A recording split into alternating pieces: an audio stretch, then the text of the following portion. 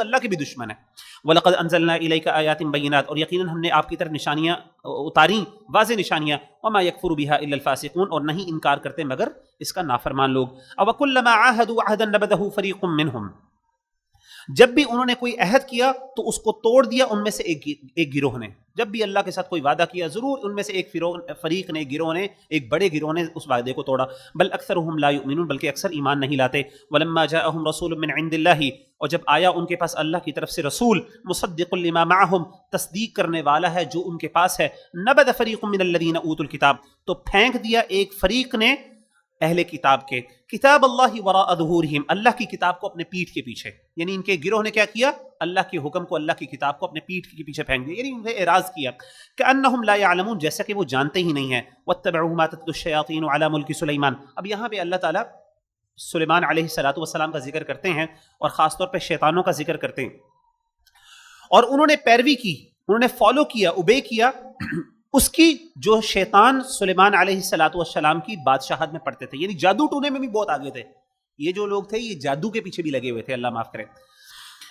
واتبعوا, اور انہوں نے اس کی پیروی کی جو شیطان سلیمان علیہ السلام کی بادشاہت میں پڑھتے تھے. وما کفر سلیمان, اور سلیمان علیہ السلام نے کفر نہیں کیا. ولکن الشیاطین کفروا, بلکہ شیطانوں نے کفر کیا. یعلمون الناس السحر, وہ سکھاتے تھے لوگوں کو جادو. تو ان کا یہ دعویٰ تھا کہ سلیمان علیہ السلام اصل میں جنوں کے اوپر اور ان سب کے اوپر حکومت اپنے جادو کی وجہ سے کرتے تھے.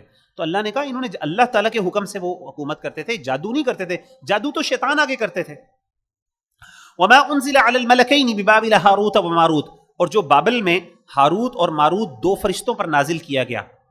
وما يعلمان من احد, اور وہ نہ سکھاتے تھے کسی کو, حتی یقولا انما نحن فتنة فلا تکفر, یہاں تک کہ وہ کہہ دیتے کہ ہم ایک فتنہ ہے, آزمائش ہے, تم کفر نہ کرو.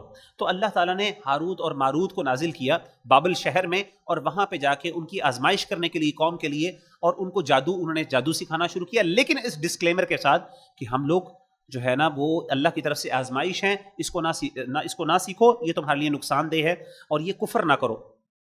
فَيَتَعَلَّمُونَ مِنْهُمَا مَا يُفَرِّقُونَ بِهِ بَيْنَ الْمَرْءِ وَزَوْجِهِ, سو وہ سیکھتے ان دونوں سے وہ کچھ جس سے خامند اور اس کی بیوی کے درمیان جدائی ڈالتے.